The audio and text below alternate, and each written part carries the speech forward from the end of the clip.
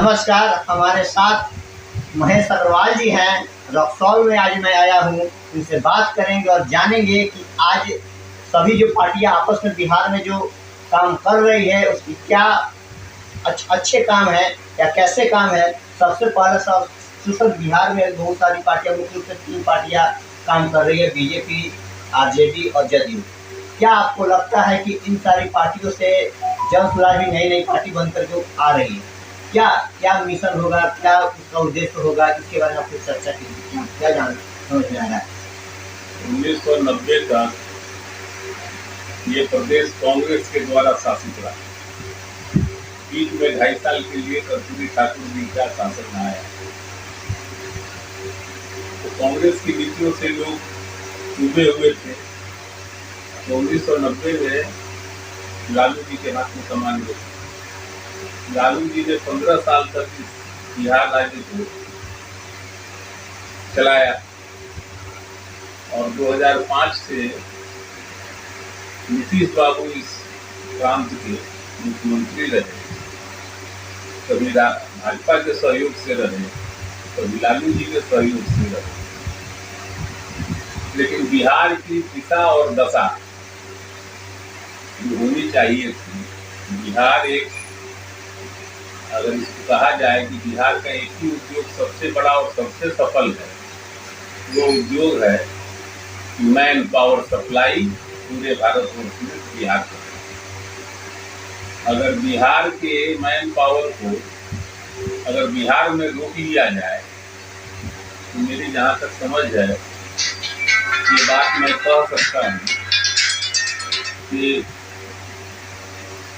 दिल्ली, कलकत्ता, मुंबई के ऐसे उद्योग बंद हो जाएंगे, धीमे हो जाएंगे। और बिहार के नौयुवक मजबूर हैं, क्योंकि बिहार में उनको ऐसी कोई अपॉर्चुनिटी नहीं मिल पा रही है जिससे कि वो यहाँ पर उनको काम मिले। प्रशांत किशोर जी जो जन सुराज अभियान लेके चल रहे हैं, और सुना है कि आने वाले समय में 2 अक्टूबर को वो राजनीतिक दल की घोषणा करेंगे। उनसे मिलने का मौका मिला है, उनसे बात करने का मौका मिला है। उस आदमी की सोच बिहार को बनाने के लिए, बिहार की प्रगति के लिए जो उन्होंने पदयात्राएं की है, और सबसे आश्चर्यजनक बात यह है कि केवल पदयात्रा नहीं की उन्होंने, पदयात्रा के माध्यम से प्रत्येक प्रखंड में, प्रत्येक पंचायत में क्या कमी है, क्या बीसी है, शिक्षा के क्षेत्र में क्या किया जा सकता है, सिंचाई के क्षेत्र में क्या किया जा सकता है, कृषि के क्षेत्र में, उद्योग की किस किस जिला में कैसे उद्योग की संभावना है, इन सभी को उन्होंने खूब अच्छी तरह से समझा है और उसको रिकॉर्ड में रखा है। ऐसा नहीं कि वो खाली समझा है, उस पर उन्होंने व्हाइट पेपर तैयार किया है। लोगों में उत्साह तो दिखाई दे रहा है। क्या आपको लगता है कि आने वाले विधानसभा चुनाव में जन सुराज चुनाव लड़ेगी? क्या जन सुराज जिस प्रकार से जो बातें सुन रहे हैं, जो उनसे मिलने का मौका भी मिला है, तो ये बात सही लग रही है कि वो चुनाव लड़ने जा रहे हैं और 242 या 43 जितनी भी सीटें हैं बिहार की, सबके वो चुनाव लड़ेंगे। अब रही जनता का विश्वास कितना जीत पाते हैं वो तो समय बताएगा, लेकिन मैं जिस हिसाब से देख रहा हूँ, जिस प्रकार से समाज में सरगर्मी बढ़ रही है, जन सुराज के प्रति लोगों का आकर्षण बढ़ रहा है, विश्वास बढ़ रहा है, क्योंकि ऐसा लगता है कि बिहार की जनता उठ चुकी है। एग्जिस्टिंग जितने भी राजनीतिक दल हैं, चाहे वो राजद हो, भाजपा हो या जदयू हो, इन सभी के शासनकाल को लोगों ने देखा है और लोग उठ चुके हैं।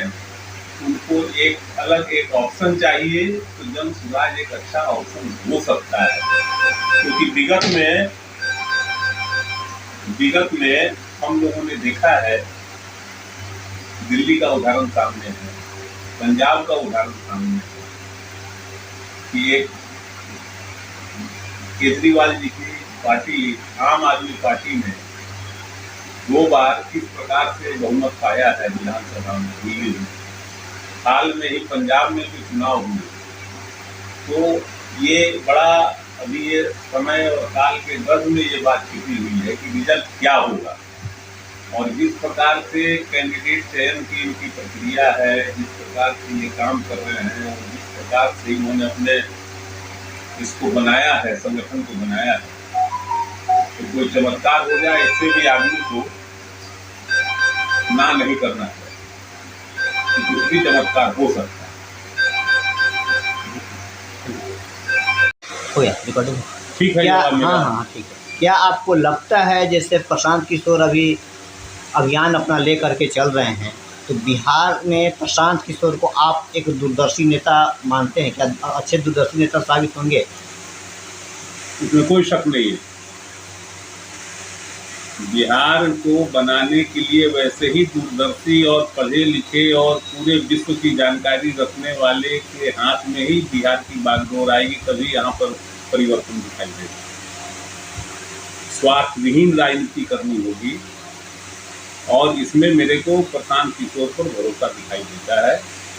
प्रशांत किशोर इसमें सक्षम है, और प्रशांत किशोर जिस तरह से अपनी टीम का गठन कर रहे हैं, लोग जुड़ रहे हैं, जिस प्रकार से उनका एक सर्वे का एक जो तरीका है, क्योंकि उन्होंने अभी तक मेरे समझ से 9 मुख्यमंत्री बनाए हैं। तो चुनाव लड़ना और लड़ाना, और कैसे लड़ना है, कैसे जीतना है, क्योंकि चुनाव जीतना भी एक ट्रिक है, तो उस ट्रिक में वो मास्टर आदमी है। तो 2025 उनके कब्जे में रहेगा, इसमें मेरे को कोई शक नहीं लग रहा। लगातार लोकसभा का चुनाव होता है, विधानसभा का चुनाव होता है, वहीं लगभग 1250 परिवार है जिसके इर्द गिर्द राजनीति, कहीं वो जदयू में चले जाते हैं, कभी राजद में चले जाते हैं, कभी बीजेपी में चले, लेकिन कहीं ना कहीं लोकसभा या राज्यसभा का, विधानसभा का चुनाव हो, उन्हीं के आसपास सत्ता रहती है।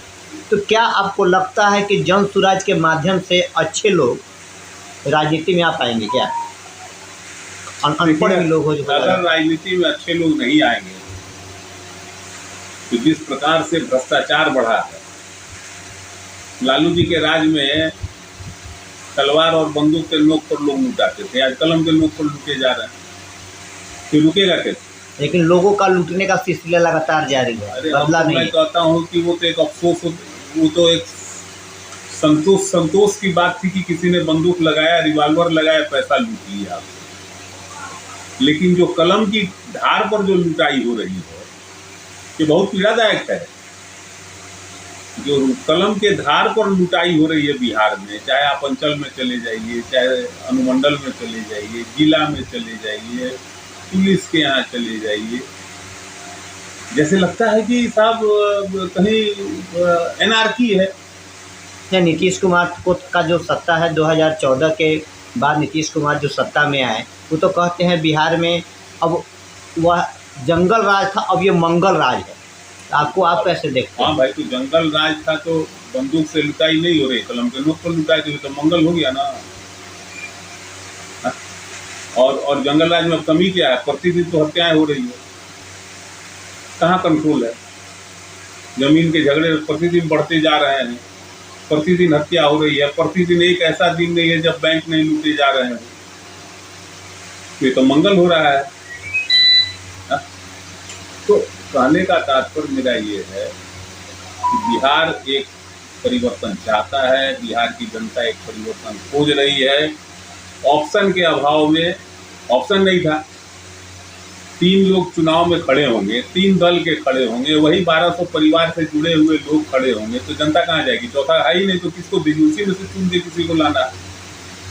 तो अब ये प्रशांत जी की बात से ऐसा लगता है, जिस प्रकार से प्रयास हो रहा है कि एक नया ऑप्शन आएगा, अच्छे लोग जुड़ेंगे, और उनकी जो एक हाईपैक कंपनी है, उनके जो लड़के एक सर्वे कर रहे हैं, सर्वे करके अच्छे लोगों को लाएंगे, तो बिहार में परिवर्तन अवश्य होगा, और इस पर सबों को विश्वास भी करना चाहिए। और एक बार बिहार के लोगों को प्रशांत किशोर को मौका भी देना चाहिए, ऐसा महसूस है। बिहार के लोगों ने भी इस बार लोकसभा का चुनाव जब हुआ था, तो लगभग हमने भी देखा था या हमने भी उसका आकलन किया था, लगभग 1.5-2 लाख वोट जो है नोटा पर पड़ा था। यानी कि नोटा कहने का मतलब कि जो उम्मीदवार खड़े थे वह उसको जनता ने अस्वीकार कर दिया। कोई कैंडिडेट हमारे लायक नहीं है, तो उस नोटा को आप क्या देखते हैं? क्या नोटा के का जो वोट गिरा था, क्या उसको प्रशांत किशोर वोट में तब्दील कर पाएंगे क्या? वो नोटा सब जगह उतना नहीं न पड़ा था, कहीं नोटा 10,000, कहीं 30,000। यानी पूरे बिहार की हम बात पूरे करें, बिहार में 1-1.5 लाख वो नोटा जो है, जो नोटा का आप बात करते हैं, ऐसे भी निर्दलीय उम्मीदवार जितने खड़े होते हैं सबको 5,000 10,000 वोट मिल जाता है। तो वोटर की नासमझी से, वोटर की अज्ञानता से नोटा में पड़ जाता है, उसको आप नज़ीर नहीं मान सकते। प्रशांत किशोर बहुत अच्छी संख्या में वोट पाएंगे, जिनकी पार्टी बहुत अच्छी संख्या में वोट पाएगी, उसमें सभी दलों के वोटर आएंगे। ये नहीं कि खाली नोटा वाले से कहीं सरकार बन जाएगी। उस नोटा को जनता बोले में क्या मतलब? ओपन जो है, जनता में जो ओपन है, जो जनता परेशान है, वो एक नया ऑप्शन खोज रही है, नया चेहरा खोज रही है, नया व्यवस्था खोज रही है। उस नई व्यवस्था में प्रशांत किशोर जी को ही पसंद करेंगे, ऐसी मेरी सोच। क्या आपको लगता है कि जन स्वराज के विजन के अनुसार, जो विजन प्रशांत किशोर ने लेकर के चला है, जन स्वराज के माध्यम से लेकर के चले हैं, क्या अगले 10 वर्षों में बिहार एक अग्रणी, देश का अग्रणी राज्य बन पाएगा क्या? देखिए साहब, बिहार में जल संसाधन पूर्ण रूपेण उपलब्ध है, मैन पावर यहाँ का मेहनती है, दिमागदार है। दिमाग नहीं रहता तो आज पूरे भारत में चले जाइए, कोई अस्पताल हो, कोई भी एडमिनिस्ट्रेटिव ऑफिस हो, पुलिस के बड़े पदाधिकारी हो, सब जगह बिहार की IAS IPS निकलेंगे। हर साल UPSC का एग्जाम होता है, तो आप देखिए उसमें कितनी संख्या बिहार के लोगों का पार्टिसिपेशन होता है। अगर तुलनात्मक अध्ययन कीजिएगा तो बिहार के डबल, यानी अगर बिहार की आबादी 12 करोड़ है, पूरे देश की आबादी 140 करोड़ है, तो उस अनुपात में बिहार के बच्चे अव्वल रहते हैं और अच्छा काम कर रहे हैं। ठीक है।